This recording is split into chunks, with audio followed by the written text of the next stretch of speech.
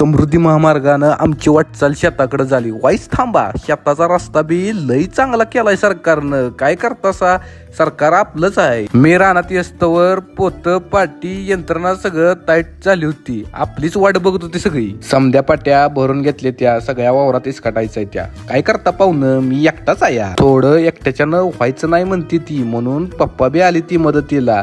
पण मी म्हणतोय काय, राहू दे काम करायचं, कशाला उगचता. सीतापईच्या दोन्ही बाजूला खत टाकून घेतलंय. सीतापईच्या वावरातलं उरकून आम्ही आलो की उसाच्या वावरात.